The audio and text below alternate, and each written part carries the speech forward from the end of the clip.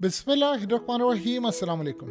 आप सब जानते हैं कि आज बांग्लादेश में इनकलाब का दिन था और बांग्लादेश में जो इनकलाब बरपा हुआ है, शेख हसीना वाजिद अवामी लीग का इक़्तिदार तहस नहस कर दिया है। लेकिन असल कहानी अभी तक लोगों को पता ही नहीं है।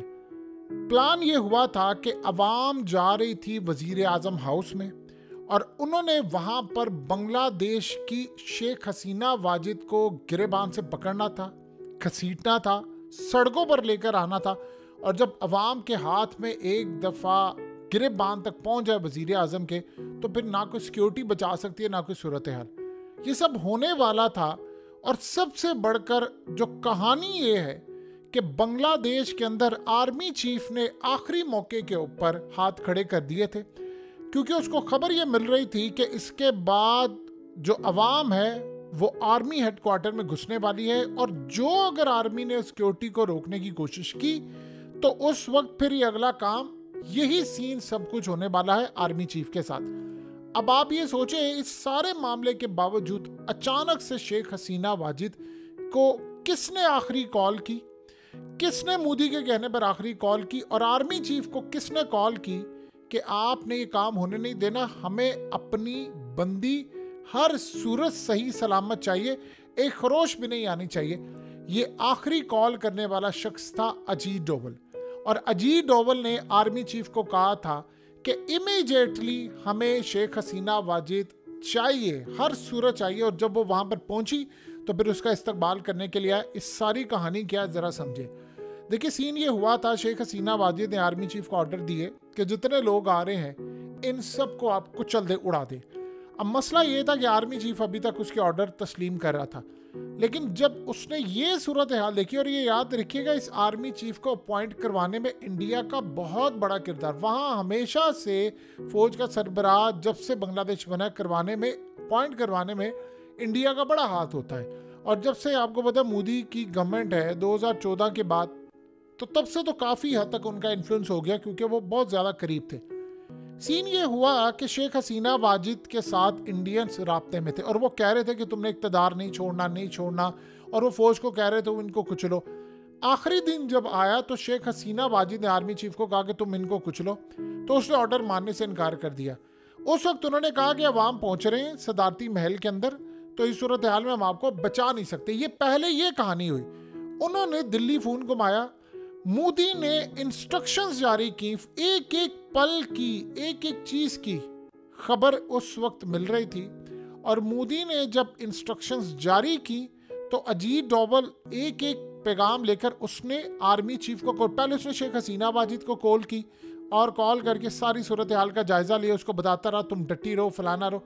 लेकिन जब उसने ये बताया कि आर्मी चीफ ने मेरा कहा मानने से इनकार कर दिया और मामला तय हो गया, तो उसने आर्मी चीफ को कॉल की और आर्मी चीफ को कहा कि शेख हसीना वाजिद हमारी बंदी है और इसको एक खरोश भी नहीं आनी चाहिए, हमें सही सलामत अपनी बंदी यहाँ पर वापस चाहिए। और इस सूरत हाल के अंदर हमारे इक़दाम, आपको पता है कि बांग्लादेश की आर्मी के अंदर, ब्यूरोक्रेसी में, सियासतदानों में इंडिया का इतना इन्फ्लुएंस है, इतना इन्फ्लुएंस है कि जिसकी कोई इंतहा नहीं। कहानी ये है कि मामला इतने ज़्यादा ख़राब हो गए थे कि अगर इनमें से, यानी अगर वो बचाने की कोशिश करता आर्मी चीफ शेख हसीना, वैसे वो याद रखिएगा आर्मी चीफ को मुखलिस नहीं है, वो इंडिया के लिए काम करता रहा है, वो कोई मुखलिस नहीं है बांग्लादेश के अवाम से। जब उसने देखा कि मोब जा रहा है हसीना वाजिद के पास, तो आप अंदाज़ा करें पूरी करप्शन में, सारे 2 नंबर कामों में आर्मी चीफ उसके साथ था, उसका माल बनाने में, बटोरने में।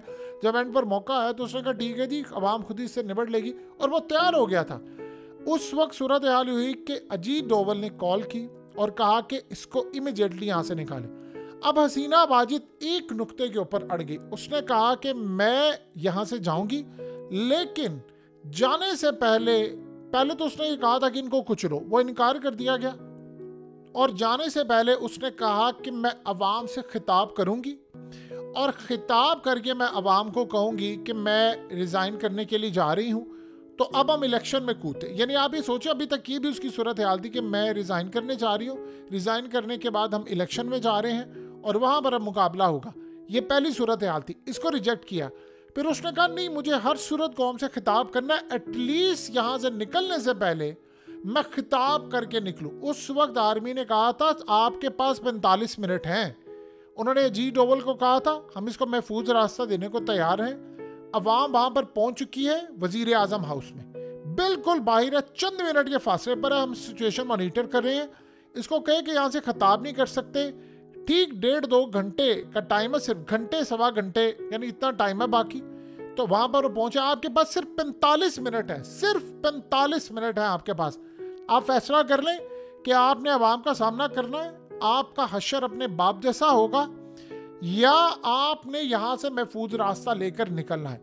फिर उसके बाद हसीना वाजिद ने इंडिया से बात की और अजीत डोवल ने आर्मी चीफ को, बांग्लादेश के आर्मी चीफ को धमकी दी कि मुझे शेख हसीना वाजिद यहाँ पर चाहिए और हर सूरत चाहिए। फिर वहाँ पर प्लान ये हुआ कि नहीं, आप खिताब किए बगैर यहाँ से निकले और गले लगने का भी टाइम किसी के साथ नहीं मिला। यानी कोई अपनी चीज़ें, उन्हें कहा सिर्फ 45 मिनट का टाइम है, अपना ज़रूरी सामान जितना समेट सकती हैं आप समेटे निकले।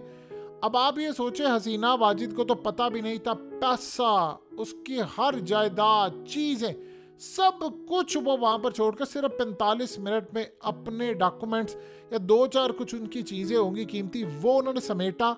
कुछ उसके पास जो ज़ाती सामान था वो सारे का सारा, जिसमें गालिबन गोल्ड की इन्होंने बड़े ब्रीफ केस और ये चीज़ें कुछ रखी थी, जितना वो समेट सकता था पैसा और ये चीज़ें उसे समेटी।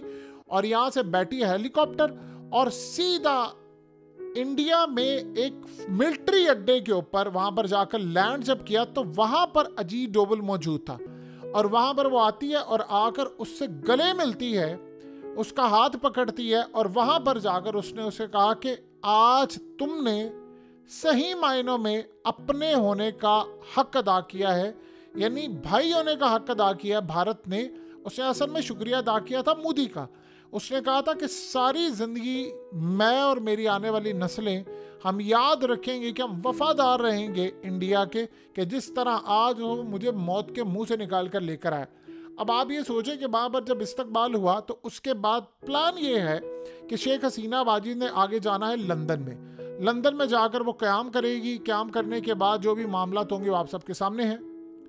लंदन में उन्होंने आज से कुछ साल के बाद आप देखेंगे अगर वो जिंदा रही तो रह रही होगी, नहीं होगी तो फिर इस सारे सिनेरियो में जितनी देर भी क़याम होगा वो लंदन का होगा। ये उन्होंने सीक्रेट रखा। ये असल में फ़ौजी तैयारा था, एक जगह से लैंड करके फिर उसके बाद फ़ौजी अड्डे पर वहाँ पर गए। वहाँ जाकर अजीत डोवल ने बातचीत की और साथ में अपना वो जितना सामान और ये तमाम चीज़ें लेकर गई। यानी 5 बजे के करीब उसने जाकर लैंड किया। ये जो इन्फॉर्मेशन निकाल रहे हैं कि वहाँ पर आई वहाँ पर, सब झूठ बातें। अब आप अंदाज़ा करें ज़रा कि इंडिया का आप इन्फ्लुएंस देखें, ये आखिरी कॉल थी अजीत डोवल की। अब आर्मी चीफ असल में मान नहीं रहा था बहुत सारी चीज़ों। ऐसा नहीं है कि आर्मी चीफ को कोई बड़ा कोई मुहिब्बे वतन इंसान है। आर्मी चीफ असल में चाह ये रहा था कि हम लोग रूल कर लें, मैं हीरो बनने के लिए आगे जाऊँ। यानी आप ये सोचें प्लान क्या था उसका। ये होता है कि जब आपके हाथ से ताकत जाती है आप मॉब के सामने खड़े नहीं हो पाते। आर्मी चीफ का उसका प्लान ये था कि मैं जाऊं खुद वजीर आजम हाउस में, वहां पर जाकर हसीना वाजिद को करूं गिरफ्तार करके इसको डालूं जेल के अंदर, जेल में डालूं, अवाम के नज़रों में मैं बनूं हीरो। हम वहां पर लगाए मिलिट्री रूल, कोई मार्शल लॉ या वट एवर जो भी होगा मिलिट्री रूल लगाए। ये तो पाकिस्तान में डिस्कस हो रहा ना कि आर्मी चीफ बांग्लादेश के कहेगा हमारी मर्जी चलेगा, सब झूठ बोल रहे हैं। आर्मी वहां पर कोई काम करती तो अवाम आर्मी चीफ को रौंद के चलने वाली थी। अब उसके बाद अवाम घुस गई वजीर आजम। इसका प्लान ये था मैं उसको गिरफ्तार करूं और गिरफ्तार करके उसके बाद इंडिया उसको बचा ले जाए तो मेरी टर्म्स एंड कंडीशन पर मैं हीरो के तौर पर सामने आऊं, मैं फलाना करूं ये करूं। उस सारी सूरत हाल में अजीत डोवल की धमकी अमेज जो कॉल आई उसमें ये कहा गया कि नहीं, क्योंकि असल में एक और भी बड़ी मज़ेदार सूरत हाल थी कि सारी रास्ते से आर्मी चीफ ने ऑर्डर दे दिया कि सिक्योरिटी हटती जाए और अवाम आ रही है पैलेस के अंदर आती जाए। यानी आज समझ लीजिए कि इंडिया के अंदर जो किरदार अदा किया मोदी ने दुनिया में कोई नहीं कर सकता था कि हसीना वाजिद की जान बचाने में मोदी ने किरदार अदा किया और अजीत डोवल की आखिरी कॉल ने। अब जब ये सूरत हाल पैदा हुई तो फिर उसके बाद ये मामला बड़ा क्लियर हुआ कि नहीं, आर्मी चीफ भी चाह रहा था मैं हीरो बना। फिर उन्होंने इंटरवीन किया, उन्होंने कहा नहीं ये काम नहीं होगा, ये जो तमाशा तुम लगा कर बैठे हुए ना ये काम नहीं होने वाला। फिर उसके बाद जयशंकर की मोदी से मुलाकात होती है और सारी सूरत हाल बताती है। फिर उसके बाद हसीना वाजिद की मोदी से बातचीत भी होती है, सारे का सारा मामला तय होता है, शुक्रिया अदा कर रही है कि ये हो गया, फलाना हो गया। अब इंडिया असल में ये देख रहा है कि फौज के अंदर, देखिए फौज उनकी इतनी करप्ट है, उन्होंने काम ये किया। अब ये ना करते, कहते नहीं हमने करना था, शेख हसीना वाजिद 300 बंदा मारकर वहां पर गई थी, कहते थी हमने ये काम नहीं करना, तो आप उसको पूरी तरह उसका ट्रायल करवाते, उसको सजा दिलवाते, उसको तमाम चीज़ें करते, तो फिर दुनिया को पता चलता ना। लेकिन उस बंदे ने किरदार अपना अदा किया, और किरदार अदा करने के बाद फिर वो सारे का सारा मामला आगे आया कि जी मैं फलाना करूँगा, और आप ये देखिए उसे भगा दे इसको, क्योंकि सारे अब वो पता क्या चाह रहा है, वो ये चाह रहे हैं कि अवाम इसको भूल जाए, बस इंतखाबात की तरफ जाए, और जो भी सूरत हाल हो बाद में देखें। ये सारा सीन हुआ वहाँ पर।